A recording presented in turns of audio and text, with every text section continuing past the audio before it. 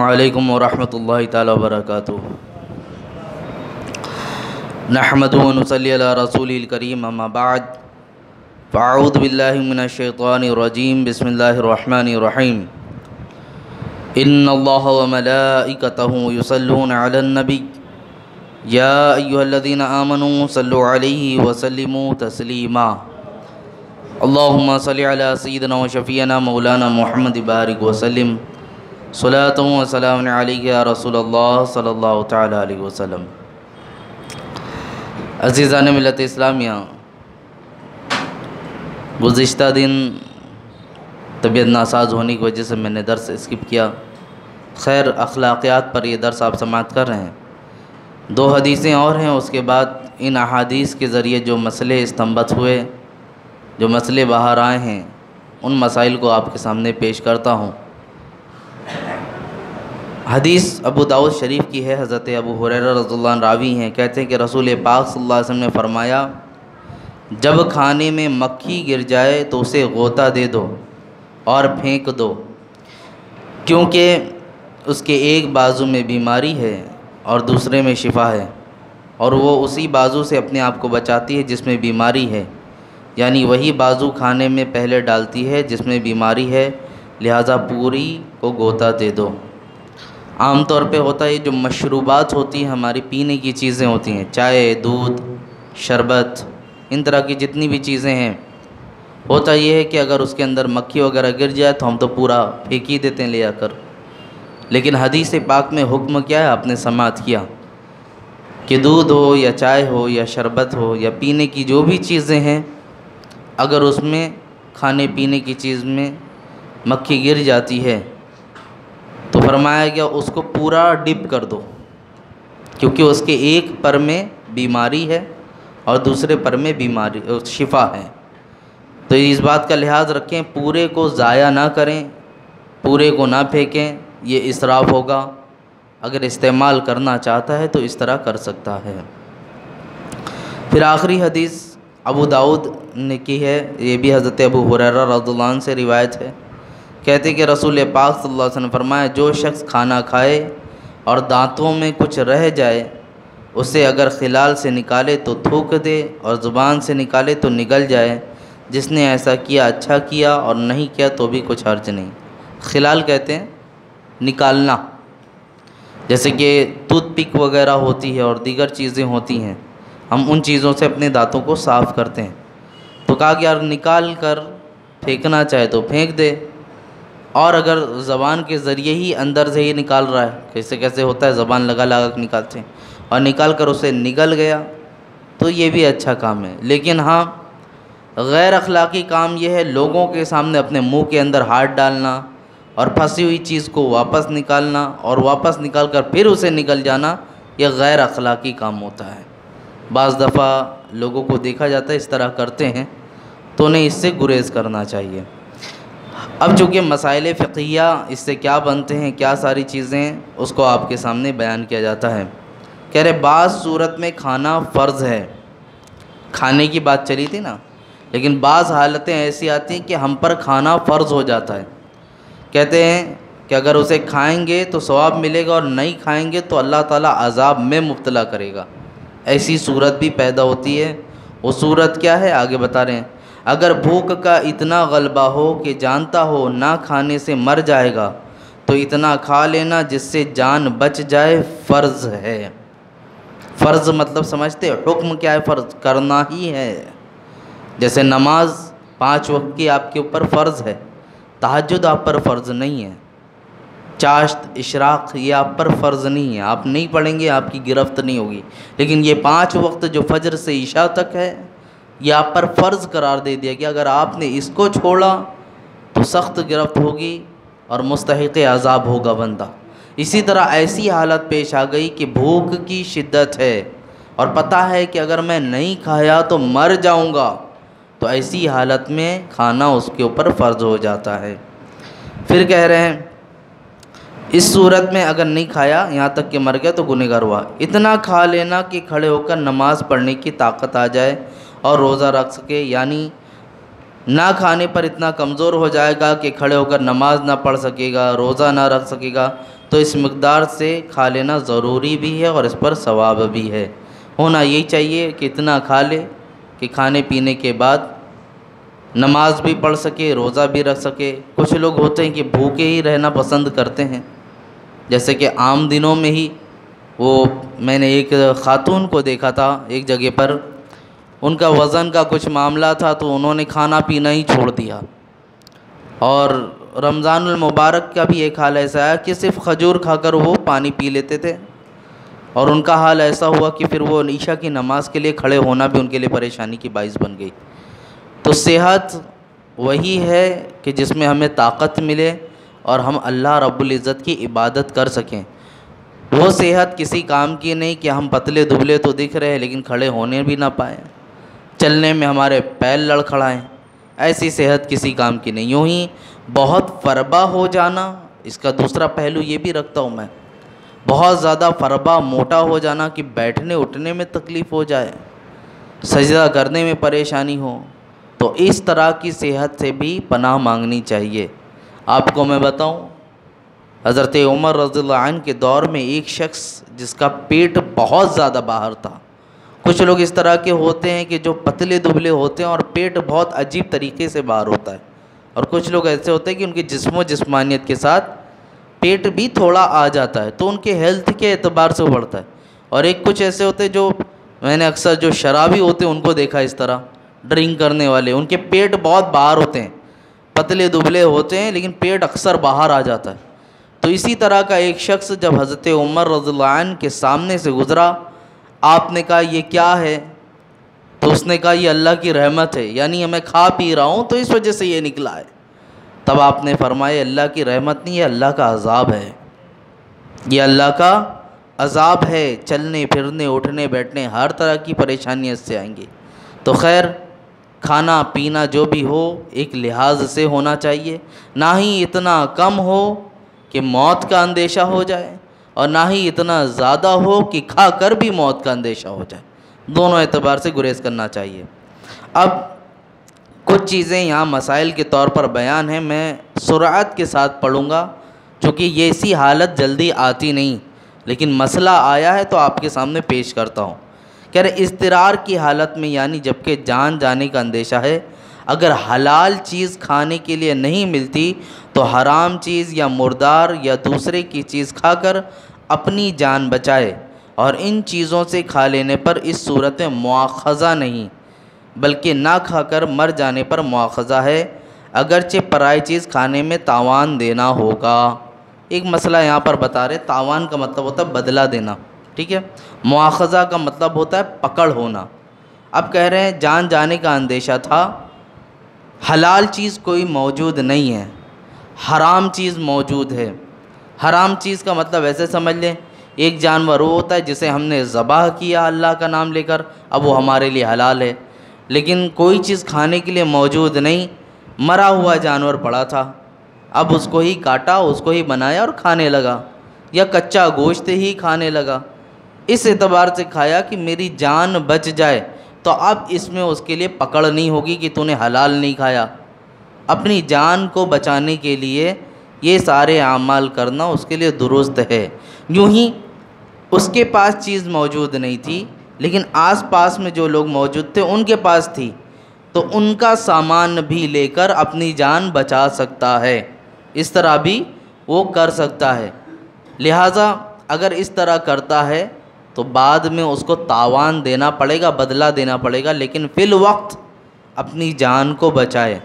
یہاں پر رک کر ایک ہی بات میں عرض کرنا چاہوں گا، یہ بہت سارے مسئلوں میں صرف آپ یہی سنیں گے کہ بار بار بھوک کی وجہ سے مر جانا، بھوک کی وجہ سے مر جانا، کافی مسئلے اس میں ہیں، لیکن میں ایک ہی بات آپ کو کہنا چاہوں گا کہ شریعت نے تو ہمارے لیے لازم رکھا ہے نا کہ ہم حرام چیز نہ کریں، حرام چیز نہ کھائیں، تو بھوک کی وجہ سے جب مر جانے کا اندیشہ ہوتا ہے تو شریعت رخصتی کیوں دیتی ہے؟ آخر کیا وجہ ہے؟ تو یہاں آپ کو سمجھنا چاہیے جان جو ہے یہ معمولی چیز نہیں ہے، اللہ کی دی ہوئی امانت ہے۔ بہت سارے لوگ چھوٹی چھوٹی بات پر جان دینا، پھانسی لگا لینا، سوسائڈ کر لینا، جا کر مذاق لگتا ہے ان کو، میاں ہماری جان سے لے کر ہمارے جسم کا ایک ایک عضو اللہ رب العزت کی بارگاہ سے دیا ہوا ایک نعمت ہے، یہ دی ہوئی ایک نعمت ہے۔ اور قرآن میں فرمایا گیا ثم لتسألن یومئذ عن النعیم، پھر وہ قیامت کے دن ایسا ہوگا تم سے ہر نعمتوں کے بارے میں سوال کیا جائے گا، سب نعمتوں کے بارے میں۔ تو جان تو سب سے بڑی نعمت ہے، اور ہم نے اگر خود سے اس کو ہلاک کر لیا کہ چیزیں موجود ہیں، ہم کھا سکتے ہیں، کھا کر اپنی جان بچا سکتے ہیں، باوجود اس کے اس نے استعمال نہیں کیا، اپنے آپ کو ہلاک کر لیا، تو اب ایسی صورت میں اس کی گرفت ہوگی۔ بلکہ جو اپنے آپ کو مار لیتے ہیں، سوسائڈ کر لیتے ہیں، ان کے بارے میں کہا کہ وہ جہنم رسید ہوں گے، جہنم میں جائیں گے۔ ایک صحابی تھے، ان کا واقعہ، صحابی مطلب جب تک وہ جنگ کی حالت میں تھے ایمان کے ساتھ ہی تھے، اور ان کا حال ہی ایسا تھا کہ وہ لڑے اچھے سے، لیکن زخم اتنا لگ گیا ان کو کہ وہ زخم کو برداشت نہ کر پائے، اور زخم جب برداشت نہ ہوا تو اپنی ہی تلوار لے کر اپنے آپ کو مار لیا۔ تو اپنی تلوار لے کر جب اپنے آپ کو مارا تو رسول پاک صلی اللہ علیہ وسلم نے فرمایا وہ فلاں شخص جہنم میں جائے گا، کیونکہ اس نے اپنے ہاتھ سے اپنی جان کو گوا دیا۔ خود سے اپنے آپ کو ہلاکت میں مبتلا کرنا عزیزوں یہ اچھی بات نہیں ہے۔ اسی بنا پر بہت سارے لوگ جو شراب نوشی کرتے ہیں، جو نشوں میں مبتلا ہوتے ہیں، ایک ہوتا ہے سوسائڈ کرنا، آنن فانن موت ہو گئی، ٹھیک ہے، اور ایک وہ موت ہوتی ہے کہ جو دھیرے دھیرے دھیرے دھیرے موت تک لاتی ہے، جیسے کہ پھانسی لگا لینا، ندی میں کود جانا، بلڈنگیں سے کود کر اپنے آپ کو ہلاک کر لینا، طرح طرح کی جتنی بھی چیزیں، اس میں فوراً موت آ گئی۔ اور ایک وہ موت ہے کہ جیسے اپنے آپ کو نشہ میں مبتلا کیا، شراب نوشی کرتا رہا، کام حرام ہے، لیکن اتنی شراب پیتا رہا، اتنی شراب پیتا رہا کہ آپ ڈاکٹروں نے کہہ دیا کہ اب اگر یہ شراب پیے گا تو مر جائے گا، جسم کی اس کی ساری چیزیں خراب ہو گئیں، تو محض اس نے اپنے پینے کی وجہ سے ہی تو اپنے آپ کو ہلاکت میں ڈالا، نہیں پیتا تو ہلاکت میں نہیں ڈالتا۔ تو ایسے لوگوں کو بھی ڈرنا چاہیے، کہیں ایسا نہ ہو کہ ان کا شمار ایسے لوگوں میں ہو جائے جو اپنے آپ کو سوسائڈ کی طرف لے کے جاتے ہیں، مر جاتے ہیں۔ تو بہرکیف موت کی بات آئی تو کھانا پینا ہو یا دیگر جتنی بھی چیزیں ہوں، اپنے آپ کو ہلاکت میں مت ڈالو۔ اللہ رب العزت نے یہ جان ہمارے لیے نعمت کے طور پر دی ہے، اور قیامت کے دن اس کا سوال ہوگا، اس کا سوال ہوگا اور جواب دینا پڑے گا، جس طرح ہر چیزوں کا سوال ہوگا، آپ کی جوانی کا، آپ کی تجارت کا، آپ کے اعمال کا، تو یہ جان بھی دی گئی، اس جان کا کیا استعمال کیا، اس کا بھی سوال ہوگا۔ تو بہرکیف اسے یوں ہی برباد نہیں کرنا چاہیے۔ آگے کے مسئلے کہہ رہے ہیں کہ بھوک سے کم کھانا چاہیے اور پوری بھوک بھر کر کھان لینا مباح ہے، یعنی نہ ثواب ہے نہ گناہ ہے، کیونکہ اس کا بھی صحیح مقصد ہو سکتا ہے کہ طاقت زیادہ ہوگی، اور بھوک سے زیادہ کھا لینا حرام ہے۔ زیادہ کا یہ مطلب ہے کہ اتنا کھا لیا جس سے پیٹ خراب ہو جانے کا گمان ہے، مثلاً موشن آئے گا، دست آئے گا، طبیعت بد مزہ ہو جائے گی۔ بہت بڑی بات ہے، ماہ رمضان بھی ہے، سب کے لیے یہ کہنا چاہوں گا میں، کیونکہ دن بھر تو ہم بھوکے رہتے ہیں، لیکن مغرب بعد سے جو چرنا شروع ہوتا ہے تو فجر تک چرتے رہتے ہیں سب، تو اس میں لحاظ رکھیں، اس میں اپنے آپ پر گریز رکھیں کہ کس طرح کھانا۔ میدا ہے ایک ہی چیز ہے، مختصر سے وقت میں کتنا بھر لیں گے، اس کو پچانے کا بھی وقت چاہیے ہوتا ہے۔ عام دنوں میں ہم دوپہر کا وقت ہوتا ہے تو کھا پی لیے اور چل لیے تو اس سے ہمارا کھانا ڈائجسٹ ہو جاتا ہے، ہجم ہو جاتا ہے، لیکن رات کا وقت ہوتا ہے، آپ تھکے ہارے جاتے ہیں تراویح پڑھ کر، اور پھر اس پر دبا کے کھا لینا، شکم سیر ہو جانا، پھر کھا کر لیٹ جانا، پھر سحری میں اٹھنا، پھر کھا لینا اس کے اوپر، تو طبیعت بد مزہ ہوتی ہے۔ اکثر لوگ کہتے ہیں کہ سینہ جل رہا ہے، یہ پریشانی ہے، وہ پریشانی ہے، تو مسئلہ سماعت کر لیں کہ کھا لینا پیٹ بھر کے اچھی بات ہے، لیکن اگر اس بات کا گمان ہے کہ میں نے جتنا کھایا اب اس کے اوپر اگر کھاؤں گا طبیعت بد مزہ ہو جائے گی یا مجھے موشن آنا شروع ہو جائے گا، تو وہ لقمہ کھانا جسے اللہ رب العزت نے ابھی تک حلال رکھا تھا، حلال کھانا ہے نا، کھانا تو حلال ہی ہے، لیکن آپ کی طبیعت کے بگڑ جانے کے اندیشے کی بنا پر اب یہ کھانا کیا ہو جائے گا؟ آپ کے لیے حرام ہو جائے گا۔ شریعت کا مسئلہ سمجھے، حلال ہے یہ چیز، جو کھانا اب تک آپ نے کھایا ابھی تک حلال تھا، لیکن جیسے ہی طبیعت کے بگڑنے کا مسئلہ آ گیا وہ چیز آپ کے لیے حرام ہو جائے گی۔ اس لیے اسی اعتبار سے کھانا کھانا چاہیے کہ ہم اپنی طبیعت کو بگاڑ نہ سکیں۔ عزیزان ملت اسلامیہ، ماہ رمضان میں اس بات کا زیادہ لحاظ رکھیں۔ مغرب میں افطاریاں بھی زیادہ ہوتی ہیں، عام طور پہ افطاریاں بھی زیادہ ہوتی ہیں۔ پھر عشاء میں آ کر تراویح پڑھ کر تھوڑا سا جو ہمارا اٹھنا بیٹھنا ہوتا ہے، بھوک کی گنجائش ہوتی ہے، تو اسی مقدار میں کھائیں کہ ہم نے سحری بھی کرنا ہے۔ آئی بات سمجھ میں؟ یا تو اتنا تھوڑا لیٹ کر دیں کہ تھوڑی لیٹ ہو کر سحری کو بھی اسی میں ضم کر لیں، کھانا اور سحری دونوں ایک ہی ساتھ ہو جائے تو یہ بھی بہت اچھا ہو جاتا ہے۔ اس طرح بھی آپ کر سکتے ہیں۔ باقی جس کی جیسی طبیعت، جیسی صحت، جیسا عمل کرنا چاہے وہ خود اپنے بارے میں بہتر جانتا ہے۔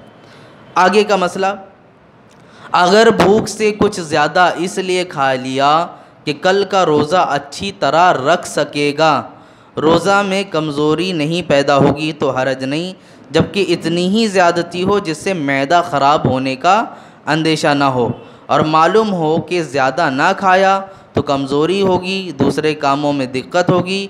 یوں ہی اگر مہمان کے ساتھ کھا رہا ہے اور معلوم ہے کہ یہ ہاتھ روک دے گا تو مہمان شرما جائے گا، سیر ہو کر نہ کھائے گا، تو ان تمام صورتوں میں کچھ زیادہ کھا لینے کی اجازت ہے۔ دو صورتیں بیان ہوئیں، ایک یہ کہ اگلے دن آپ کی نیت یہ تھی کہ میں نے روزہ اچھی طرح گزار لینا ہے، مجھے کوئی کمزوری نہ آئے عبادت کرنے میں، نماز پڑھنے میں، اس لیے میں زیادہ کھا رہا ہوں۔ بہت سارے لوگ کھاتے ہیں، بس معدہ خراب ہونے کا اندیشہ نہیں ہونا چاہیے، اتنا نہیں کھا لے کہ طبیعت بدمزہ ہو جائے، بگڑ جائے، ٹھیک ہے۔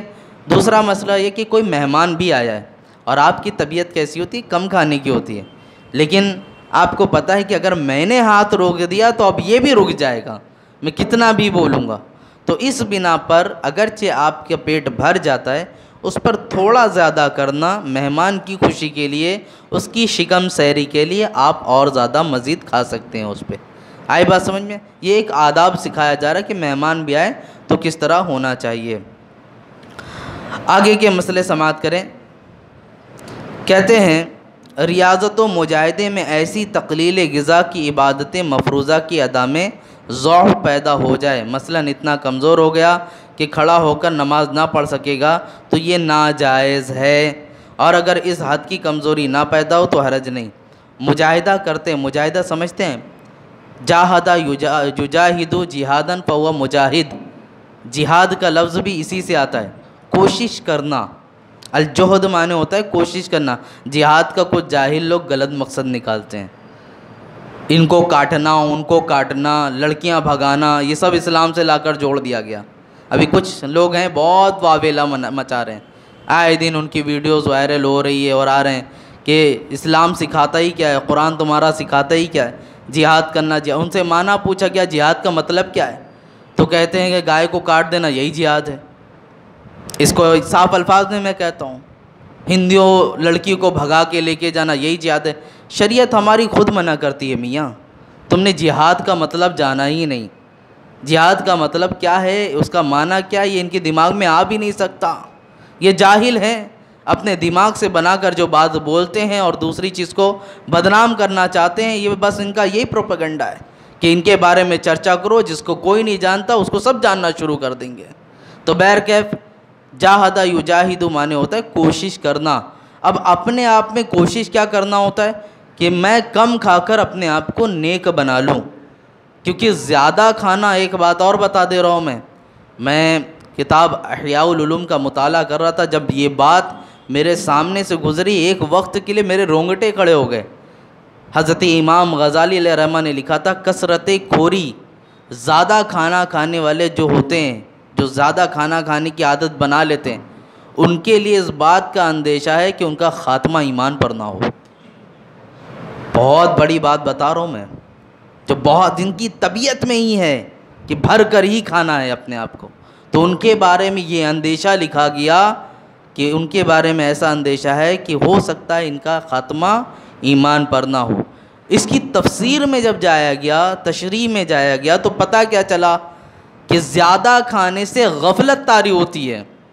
زیادہ کھانے سے عبادتوں سے دور ہوتا ہے، زیادہ کھانے سے شہوت ابھرتی ہے، زیادہ کھانے سے نفس شرارت میں آتا ہے۔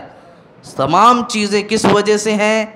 صرف ہمارے زیادہ کھانے کی بنا پر۔ جب زیادہ کھانے کی وجہ سے اتنی آفتیں ہیں تو ہونا تو یہ چاہیے کہ کم کھائے۔ اب مجاہدہ کرنے والا اتنا کم نہ کھانا شروع کر دے کہ اللہ کی بارگاہ میں مقرب ہونا ہے، مجھے اپنے نفس کے خلاف کرنا ہے، اتنا مجاہدہ کرتا رہا بھوکا رکھا۔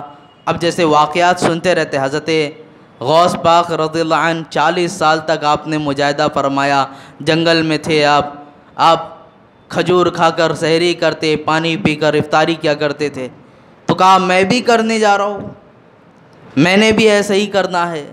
تو عزیزان ملت اسلامیہ، وہ اللہ کے برگزیدہ بندے، یقیناً اللہ جسے کھلائے پلائے وہ کر سکتا ہے، لیکن ڈائریکٹ یوں ہی اپنے آپ کو ہلاکت میں مبتلا کر دینا اور اتنا کمزور ہو جانا کہ اب مجاہدہ کرنا تو شروع کر دیا، لیکن اس کی بنا پر جو فرض نماز تھی وہی نہیں پڑھ پا رہا ہے، اتنا کمزور ہو گیا کہ خالی بیٹھ کر تسبیح تو گن رہا ہے، اللہ اللہ اللہ کی صدائیں تو لگا رہا ہے، لیکن 5 وقت کی نماز ہو رہی، مسجد تک آنے کی طاقت نہیں ہے اسے، تو یہ مجاہدہ اس کا درست نہیں ہے۔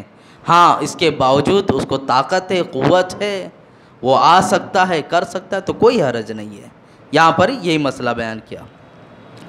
آگے کا مسئلہ ہے کہ جوان آدمی کو یہ اندیشہ ہے کہ سیر ہو کر کھائے گا تو غلبہ شہوت ہوگا، تو کھانے میں کمی کرے کہ غلبہ شہوت نہ ہو، مگر اتنی کمی نہ کرے کہ عبادت میں قصور یعنی کمی پیدا ہو۔ جوانوں کے بارے میں خاص طور پہ ہے، جب ہمارے اندر شہوت بھڑکتی ہے تو میں نے کہا اس کی وجہ بھی سب سے بڑی کیا ہے؟ زیادہ کھا لینا۔ زیادہ کھانے کے بعد شہوت ابھرنا شروع ہو جاتی ہے۔ اس وجہ سے بالخصوص وہ نوجوان جن کی شادیاں بھی نہیں ہوئی ہیں، ان کو تو اور زیادہ اس سے گریز کرنا چاہیے۔ پھر ہوتا یہ ہے کہ نفس شرارت کرتا ہے اور ہونے والی شہوت کا استعمال غلط جگہوں پر ہو جاتا ہے، وہ اپنی جوانی بھی برباد کرتے ہیں، گناہوں میں بھی مبتلا ہوتے ہیں۔ میں رک کر یہاں بات عرض کر دوں آپ لوگوں کو، اگرچہ بات منبر کی کہنے کی لائق نہیں، لیکن زمانہ اس طرح ہے کہ آج کسی سے ڈھکا چھپا نہیں رہتا، لوگ اپنے ہاتھوں سے اپنی جوانیوں کو برباد کر رہے ہیں، اور یوٹیوب کے ذریعے اور بہت سارے حکیم حکمت والوں کو دیکھ کر کہہ رہے کیا ہے استعمال کرو، بعد میں تو یہ حکیم جی ہیں ہمیں تو پھر سے کھڑا کر دیں گے جوانی کے لیے، یہ تو دعویٰ کرتے ہیں، یہ ساری چیزیں، یہ سب ڈھکوسلے ہیں۔ میاں کوئی دوا کچھ کام نہیں کرتی، اتنا یاد رکھنا، یہ اللہ کی دی ہوئی نعمت ہے، آپ نے اگر اسے سنبھال رکھا تو صحیح ہے، ورنہ میں خود گواہ ہوں، نہ جانے کتنے رشتے، اسی پاک سائڈ کی بات کرتا ہوں میں، 2 شادیاں کی گئیں، تیسری کے لیے بھی کہا گیا، شادی ہوئی بھی ہے، اگلے دن بیوی بھاگ گئی ہے، ایسا حال ہوا ہے، زیادہ دن تک نبھا نہیں پائے۔ اور اکثر لوگ جو یہ بات کہتے ہیں کہ بیویاں ادھر جا رہی ہیں ادھر جا رہی ہیں، وہ وہی لوگ ہوتے ہیں جو اپنی بیویوں کو خوش نہیں کر پاتے۔ میاں ہر خوشی صرف پیسوں سے نہیں حاصل ہوتی، تمام خوشیاں صرف یہ نہیں ہے کہ آپ پیسوں سے ہی لا کر دے دیں، آپ دنیا کے تمام آشائشیں لا کر رکھ دیں، لیکن اگر جسم کا سکون کسی کو نہیں پہنچا سکتے تو کوئی سکون نہیں پہنچ پائے گا۔ اس لیے اپنی جوانی کو برباد مت کرو، یا اللہ رب العزت کی جانب سے دی ہوئی نعمت ہے، بہت بڑی نعمت ہے، اگر اس کا مس یوز کرو گے، زمانہ تو یہ چاہتا ہی ہے نا تو آپ کو ناکارہ نکمہ بنانے کی کوشش کرنا۔ آپ کے سامنے جو فواہشات کے ویڈیوز ہوتے ہیں، ساری چیزیں ہوتی ہیں، اس کی کوشش ہی یہی کرنا ہے کہ مسلمانوں کو برباد کر کے ہلا کر کے رکھ دو۔ آج پاکستان کے بارے میں نیوز ہے، سب سے زیادہ گندی فلمیں وہاں دیکھی جا رہی ہیں، نام کیا ہے؟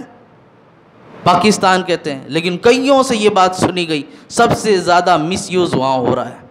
عزیزان ملت اسلامیہ، یہ معاشرہ برباد کرنے کا پورا طریقہ ہے، تو جہاں سے اس کی شروعات ہوتی ہے وہیں پر اس کو روک لگاؤ۔ جب کھانا کھانے سے ہی شہوت زیادہ بھڑکتی ہے تو اپنے آپ کو وہیں روکو۔ آج ماہ رمضان ہمارے درمیان ہے، عام دنوں کی بنسبت ان دنوں میں ہمارے ساتھ وہ معاملات کیوں نہیں ہوتے؟ سوال پیدا ہوتا ہے نا ہم سے، چاہے وہ گانا سننے کے ہوں، ویڈیوز دیکھنے کے ہوں، گالی بکنے کے ہوں، غیبت کرنے، جتنی بھی چیزیں ہیں جن سے ہوتا ہوگا وہ اپنے روزوں کی قدر نہیں کرتے، لیکن اللہ ماشاءاللہ جو محفوظ رکھتے ہیں اس کی عظمت کو جانتے ہیں، میں ان کے بارے میں بات کر رہا ہوں کہ جو اپنی روزوں کی اہمیت کو سمجھتے ہیں، زبان کی بھی حفاظت کیا، نگاہوں کو بھی بچایا، اپنے آپ کو ہر لغویات سے محفوظ رکھا. تو یہ کون سی چیز ایسی ہوتی ہے؟ کیا ایسا بہت بڑا عمل کیا؟ ایک ہی کام کیا، اپنے آپ کو بھوکا رکھا. صرف ایک ہی کام کیا، اپنے آپ کو بھوکا رکھا. تو آج مسجدوں میں بھی بھاگ کر آ رہے ہیں، قرآن کی تلاوت بھی کر رہے ہیں، نماز بھی پڑھ رہے ہیں اور وقت بھی گزار رہے عبادتوں میں. عزیزان ملت اسلامیہ، تو یہ بھوک بہت بڑی نعمت ہے، اس کو سمجھ کر رکھیں کہ ہم نے اس کا مس یوز نہیں کرنا ہے. آخر اب آگے جو بات چلتی ہے وہ بات چل رہی ہے کھانے کے آداب اور سنن کے بارے میں. اس میں نے آپ کے سامنے تشریح نہیں کرنا ہے. کھانے کا آداب کیا ہے اس کو ذہن میں رکھیں، اور ان میں سے کچھ چیزیں بھی اگر آپ عمل کرتے ہیں تو وہ سنتوں کے مطابق ہوگا اور ہمارے لیے بہت اچھا ہوگا. میں پڑھتے ہوئے جاتا ہوں، جو حدیث میں پہلے بیان کیا گیا وہی یہاں پر ہے. کھانے سے پہلے اور بعد میں ہاتھ دھو لینا. پتہ ہے رسول پاک صلی اللہ علیہ وسلم نے کہا کہ کھانے سے پہلے ہاتھ دھو لو، کہ یہ وضو ہے. وضو کا مطلب ہاتھ پیر دھو لینا، باقاعدہ پورا وضو کر کے بیٹھے تو بھی اچھا ہے. پھر کہتے ہیں کھانے سے پہلے ہاتھ دھو کر پوچھے نہ جائیں، اور کھانے کے بعد ہاتھ دھو کر رومال یا تولیے میں پوچھ لیا جائے تاکہ اثر باقی نہ رہے. بہت سارے لوگ ہاتھ دھو کر آئے، کپڑا وغیرہ رکھا تھا اس سے ہی پوچھ لیا، پھر کھانے کے لیے بیٹھے. ہوتا کیا ہے، آپ نے ہاتھ دھویا، گندگی نکل گئی، لیکن جو جراثیم جو چیزیں ان کپڑوں میں لگی تھی آپ نے پوچھا واپس اپنے ہاتھ میں لے لیا. تو اس وجہ سے ہاتھ دھو کر پوچھا نہ جائے، اور کھانا کھانے کے بعد جب ہاتھ دھویا جائے تو جو چکنائی ہے جو اثر ہے اس کے لیے پوچھ لیا جائے. ٹھیک ہے. پھر کہتے ہیں سنت یہ ہے کہ قبل طعام بعد طعام دونوں ہاتھ گٹوں تک دھوئے جائیں. بعض لوگ صرف ہاتھ یا فقط انگلیاں دھو لیتے ہیں، بلکہ صرف چٹکی دھونے پر کفایت کرتے ہیں، اس سے سنت ادا نہ ہوگی. ہاتھ دھونے کا حکم ہے نا، یہ ہے گٹا، گٹوں تک ہاتھ دھوئے جائے. کچھ لوگ صرف یوں ڈال دیے یا صرف اپنے انگلیوں کے پوروں کو دھو لیے، تو دھونا تو ہے، آپ نے اپنے اعتبار سے دھویا، لیکن سنت ادا نہیں ہے. سنت اگر ادا کرنی ہے تو ہاتھ گٹوں تک دھویا جائے. پھر کہتے ہیں کہ مستحب یہ ہے کہ ہاتھ دھوتے وقت خود اپنے ہاتھ سے پانی ڈالے، دوسرے اس میں مدد نہ لیں، یعنی اس کا وہی حکم ہے جو وضو کا ہے. اس میں بہت بڑی حکمت ہے. اپنے ہاتھ سے پانی ڈالنا اور دوسروں سے پانی ڈلوانا، دونوں میں فرق ہے. اپنے ہاتھ سے پانی ڈالیں گے تو عاجزی نظر آتی ہے، دوسروں سے پانی ڈلوائیں گے تو بڑاپن اٹھا کر دکھتا ہے کہ میں کچھ تو عظمت والا ہوں، بڑا ہوں. ہاں اب یہاں پر ان کو شمار نہیں کیا جائے گا کہ جیسے علماء کے یا گھر کے بڑے بزرگ جو ہوتے ہیں، اب دادا پوتے سے کہے بیٹا میرا ہاتھ دھلا دو، پوتا بولے نہیں مسجد میں امام صاحب نے کہا تھا اپنا ہاتھ خود سے دھونا. اب آ کر امام صاحب کے پیچھے پڑ جائیں گے کہ امام صاحب ایسا کیسا مسئلہ بتائے، میرا پوتا تو میرا ہاتھ ہی نہیں دھلاتا، کہتا خود سے ہاتھ دھو جا کر. تو ایسا مسئلہ نہیں ہے. جہاں پر ہمارے درمیان کوئی عظمت والے ہوں، بڑے بزرگ ہوں، تو ان کے لیے ہمارا کام یہ بنتا ہے، ہمارا فریضہ بنتا ہے ہم ان کی خدمت کریں. لیکن ہم عمر ہیں، نارمل آپس میں اٹھنے بیٹھنے والے ہیں، تو ان کو جیسے کچھ ہوتے ہیں نا، کچھ کی گینگیں ہوتی ہیں، اب ان کا سردار ہوتا ہے تو آگے پیچھے حضور حضور کر کے لگے ہوتے ہیں. تو ایسے لوگوں کو چڑھاوا دینا، بڑھاوا دینا، یہ آپ کے لیے باعث نقصان ہے. پھر آگے کہتے ہیں کہ ہاں کھانے کے بعد اچھی طرح ہاتھ دھوئیں، کھانے کا اثر باقی نہ رہے. بھوسی یا آٹے یا بیسن سے بھی ہاتھ دھونے میں حرج نہیں. اس زمانے میں صابن وغیرہ کا جو استعمال ہوتا ہے وہ بھی استعمال کر سکتے ہیں، کوئی حرج نہیں ہے. کھانے کے لیے منہ دھونا سنت نہیں. اگر کسی نے نہ دھویا تو یہ نہیں کہا جائے گا کہ اس نے سنت چھوڑ دی. ہاں اگر جنب ہے اور اگر منہ نہ دھویا تو مکروہ ہے. یوں ہی حیض والی اگر کوئی عورت ہے بغیر دھوئے کھانا کھائے گی تو یہ بھی تو اس کے لیے مکروہ نہیں. دو چیزیں، ناپاک مرد بھی ہوتا ہے عورت بھی ہوتی ہیں. ٹھیک ہے، مرد کا ناپاک ہونا عورت کا ناپاک ہونا دو طریقے سے ہے. اب جنبی عورت ہو یا مرد ہو، یعنی جیسے نائٹ فال ہو جانا یا مجامعت کر لینا، جیسے مرد و زن کا آپس میں ملاقات کرنا جس سے غسل فرض ہوتا ہے، تو یہ تو ہو گیا جنوبی ہونا. اب جنوب کی حالت میں تھا، بعض لوگ اسی پاداش میں ایک مسئلہ بیان کر لو، بہت لوگ پوچھتے ہیں کہ اگر ہم ناپاک ہیں تو ناپاکی میں سحری کریں گے روزہ ہوگا کہ نہیں. یا روزے کی حالت میں اور احتلام ہو گیا، نائٹ فال ہو گیا، تو روزہ کیا ٹوٹ گیا؟ روزے پہ کوئی فرق نہیں پڑے گا آپ کے روزے پہ کچھ بھی فرق نہیں پڑنے والا۔ اگر آپ کا نائٹ فال ہو گیا یا آپ جنوبی حالت میں تھے اور آپ نے سحری کیا، آپ کا روزہ شروع ہو گیا، اس میں کوئی بھی فرق نہیں پڑنے والا ہے۔ ہاں، مسئلہ جو یہاں پر بیان ہوا ہے کہ اگر کوئی جنوبی ہے، اب کھانے کے لیے جا رہا ہے، اس نے غسل نہیں کیا، تو بزرگوں نے بھی یہ فرمایا کم از کم غسل کی بجائے وضو کر کے آئے، کھانا کھا لے، تھوڑا وقت گزار کر پھر جا کر غسل کر لے۔ یعنی اس کھانے کو کھانے کے لیے آداب میں سے ہے کہ کیا کرے، وہ غسل کرنے کا وقت نہیں ہے ابھی، اور کھانا لگ چکا ہے، کھانے کے لیے بھوک بھی لگی ہے، تو اب اس کو حکم ہے کہ وضو کر کے آ کے بیٹھ جائے۔ حیض والی اگر عورت ہے تو اس کے لیے حکم نہیں، کیونکہ حیض کے معاملات کافی طوالت کے ساتھ ہوتے ہیں، جو ان کے پیریڈز کے معاملات ہوتے ہیں اور لمبے ٹائم تک ہوتے ہیں، اس وجہ سے ان کے لیے مسئلہ ایسا نہیں ہے، وہ بغیر وضو کے بھی کھانا چاہیں تو کھا سکتی ہیں، ان کے لیے مکروہ نہیں، شریعت نے اجازت دی ہے۔ آئی بات سمجھ میں؟ تو روزے کا مسئلہ بھی آپ سمجھ لیں۔ اسی طرح بہت سارے لوگ سرما لگانا، آنکھ میں دوائی ڈالنا، خوشبو لگانا، ان سب چیزوں کے لے کے بہت حیران رہتے ہیں، ناخن کاٹنا، کیا اس سے روزہ ٹوٹتا ہے؟ روزہ میاں اتنا تو مسئلہ سیکھنا فرض ہے سب پر۔ کب تک امام صاحب مصلی سے کھڑے ہو کر یہ سب بیان کرتے رہیں گے؟ آپ بھی تو کچھ سیکھو۔ سوشل میڈیا کے ذریعے سب چیزیں جان لیا، کس کے کتنے بھائی بہن ہیں، کتنے ایکٹر کہاں تک ہیں، کتنی دولت ہے، کتنی پراپرٹی ہے، پوچھو، سب بتائیں گے ابھی ہمارے نوجوان۔ یہ بھی تو سیکھ لو۔ کیا سیکھنے کے لیے صرف یہ مسجد بچی ہے؟ نہیں، آپ یا تو مسجد میں وقت دو، فقیر سکھانے کے لیے تیار ہے، اور اگر نہیں سیکھ پاتے ہو تو جن چیز کا غلط استعمال ہے اس کا صحیح استعمال کرنا سیکھو، تو دیکھو آپ کے لیے باعث ثواب بھی ہوگا۔ خیر، بات یہاں پر آئی تو میں نے آپ کے سامنے عرض کر دیا۔ اب یہاں کہہ رہے ہیں کہ کھانے سے قبل جوانوں کے ہاتھ پہلے دھلائے جائیں، جیسے شادیاں وغیرہ میں ہوتا ہے، کچھ لوگ ہوتے ہیں کہ دھلانے کے لیے دعوت پر بلاتے ہیں، یہاں وہ بات چلی۔ کھانے سے پہلے جوانوں کے ہاتھ پہلے دھلائے جائیں، اور کھانے کے بعد پہلے بوڑھوں کے ہاتھ دھلائے جائیں، اس کے بعد جوانوں کے۔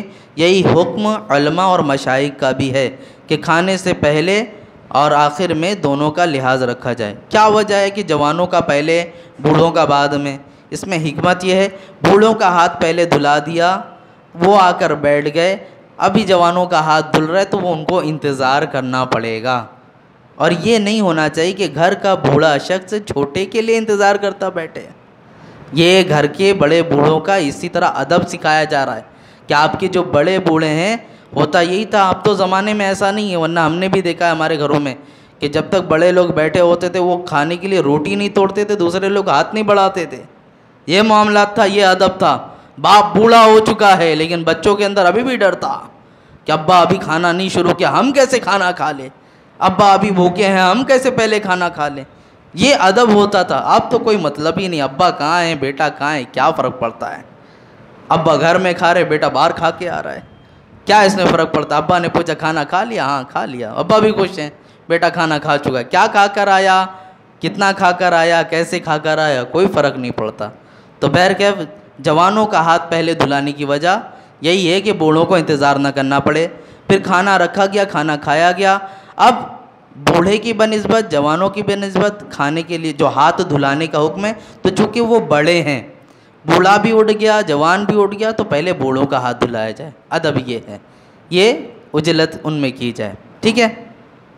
پھر کہتے ہیں، آپ نے اس کو سنا تھا کہ کھانا بسم اللہ پڑھ کر شروع کیا جائے اور ختم کر کے الحمدللہ پڑھیں، کثرت سے حدیث آپ نے سماعت کی۔ اگر بسم اللہ کہنا بھول گیا ہو تو جب بھی یاد آئے تو بسم اللہ اولہ و آخرہ یا بسم اللہ فی اولی و آخری پڑھے۔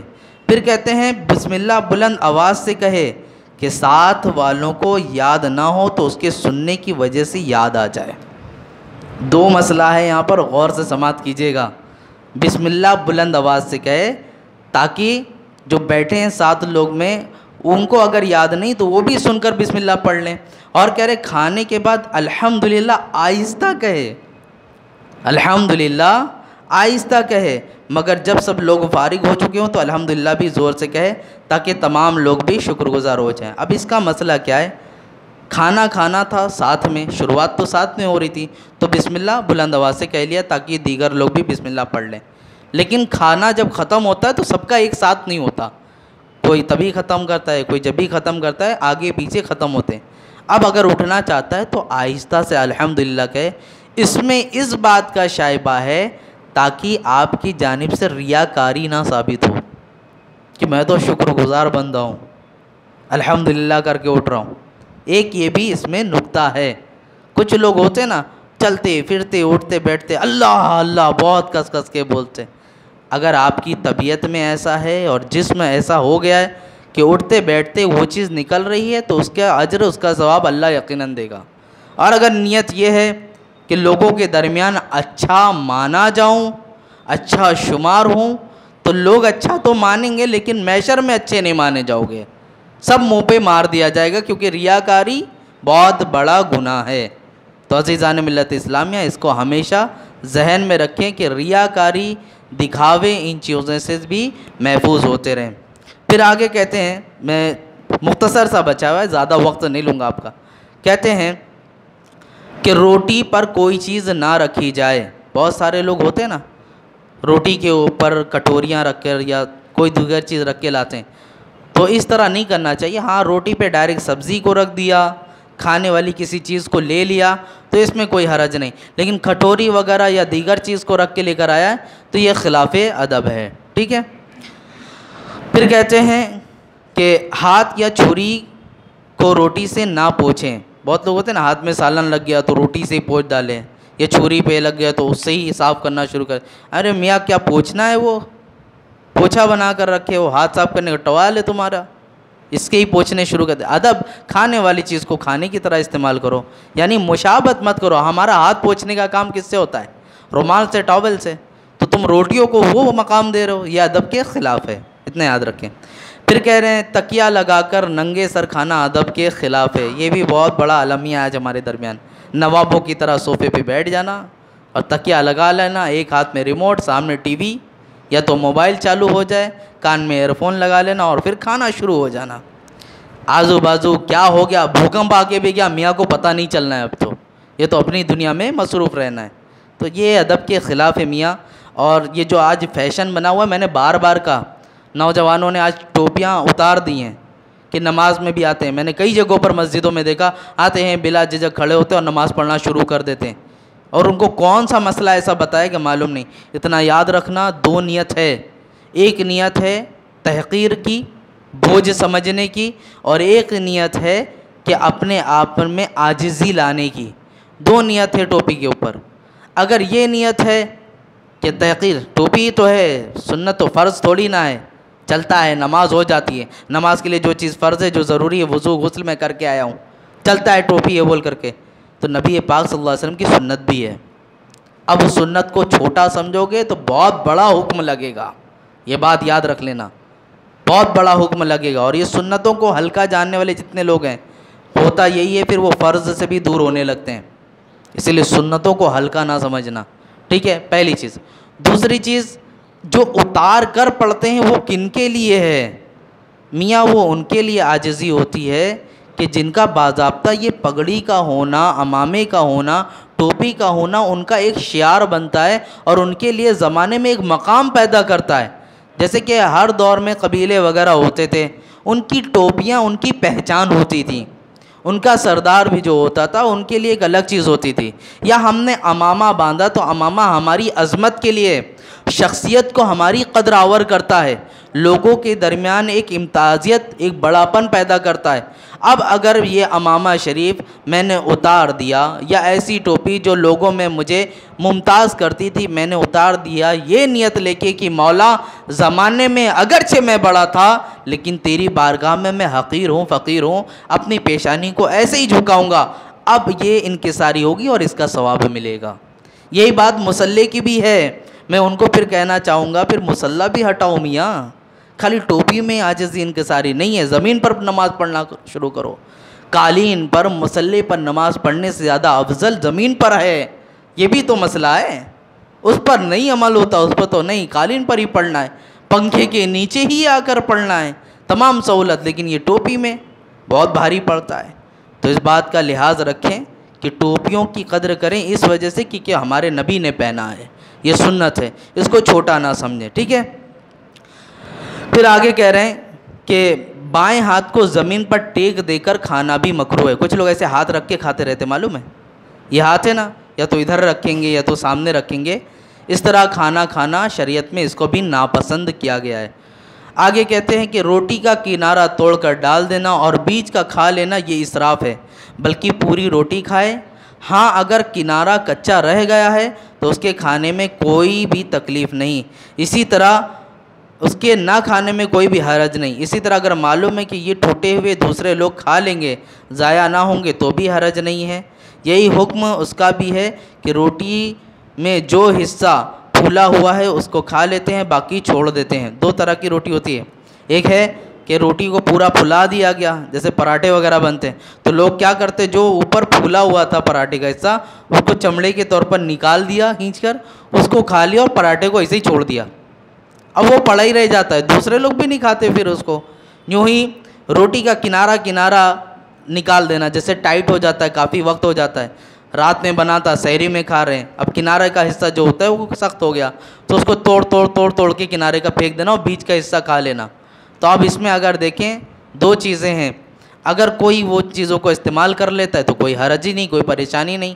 ہاں اگر کوئی ایسا شخص ہے کہ جو اس کو استعمال نہیں کرے گا اور یہ کچا ہے، یعنی یہ کچی چیزیں ہیں جو آپ نے نکالا، آپ کھائیں گے تو معدے میں تکلیف دے گا، پیٹ درد ہو سکتا ہے، تو آپ کو نکالنے میں کوئی حرج نہیں، لیکن استعمال کر سکتے تھے محض اس بنا پر کہ سوکھی ہے، سخت ہو گئی ہے، بس نکال کر پھینک دینا، یہ بھی آپ کو اسراف میں شمار کر دیا گا۔ میں نے اپنے طالب علمی کے زمان میں ایک استاد کو دیکھا تھا، ہمارے ان استاد کا اللہ رب العزت سایہ دراز فرمائے، وہ اپنے نفس کے خلاف کیا کرتے تھے بہت کام۔ ہماری منطق کی کلاس تھی، وہ حضرت شافعی مسلک سے ہیں، بیٹھے تھے پڑھانے کے لیے، ان کے لیے جب ناشتہ آتا تو کبھی وہ کیا کرتے کہ روٹی کو توڑتے اور سالن جو آتا تھا اس کو سائڈ کر دیتے اور پانی میں ڈبا کے کھاتے تھے، کبھی کبھی ایسا لیتے روٹی کو ایسے پیشانی سے پوچھ کر کھا لیا کرتے تھے۔ ہم لوگوں کو سمجھ میں نہیں آتا تھا کھانا روٹی سے اس طرح کیسے ہے، آپ کھا سکتے ہو نا؟ تو انہوں نے کہا کہ بیٹا یہ جو سالن آیا نا مجھے بہت پسند ہے، لیکن اس پسند کو میں نے ٹھکرانا ہے تھوڑا تاکہ میرا نفس شرارت نہ کرے، میرا نفس مجھے نہ بہکائے۔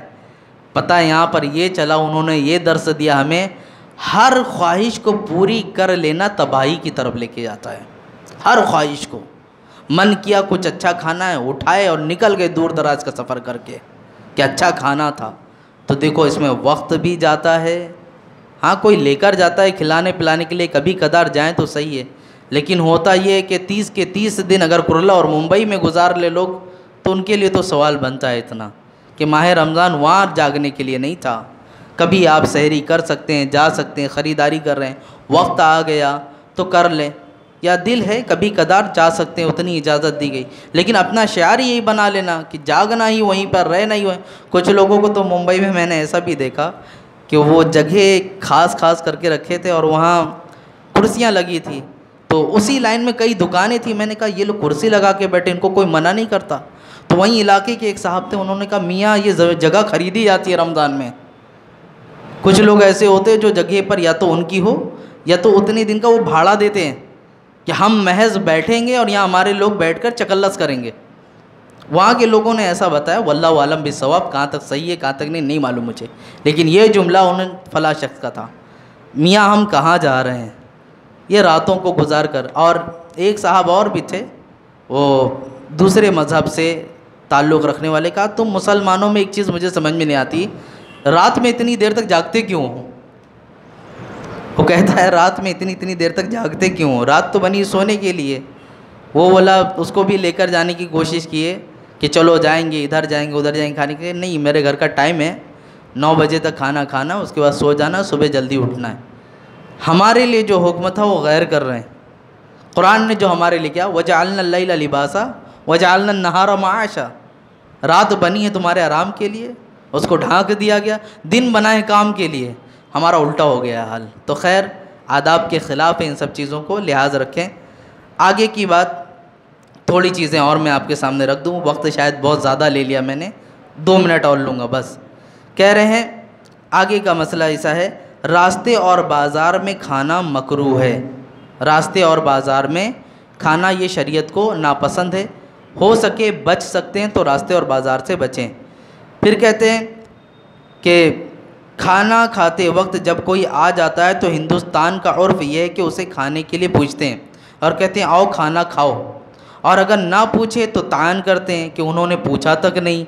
یہ بات یعنی دوسرے مسلمان کو کھانے کے لیے بلانا اچھی بات ہے، مگر بلانے والے کو یہ چاہیے کہ یہ پوچھنا محض نمائش کے لیے نہ ہو بلکہ دل سے پوچھے، نمائش کے لیے نہ ہو بلکہ دل سے پوچھے۔ یہ بھی رواج ہے کہ جب پوچھا جاتا ہے تو وہ کہتے بسم اللہ، یہ نہ کہنا چاہیے بلکہ یہاں بسم اللہ کہنے کی بجائے اس موقع پر کہنا چاہیے بارک اللہ، لفظ سیکھ لیں۔ اب یہ یہاں پہ تھوڑی سی تشریح یہ ہے کہ کھانا کھانے کے وقت بیٹھا کوئی آ گیا ہے تو بولنا ہی پڑتا ہے آؤ کھا لو بیٹھ جاؤ، تو یہ اس لیے بول رہا ہے کہ اگر نہیں بھی بولوں گا تو تھوڑا سا برا لگے گا کہ پوچھا نہیں سامنے والوں نے۔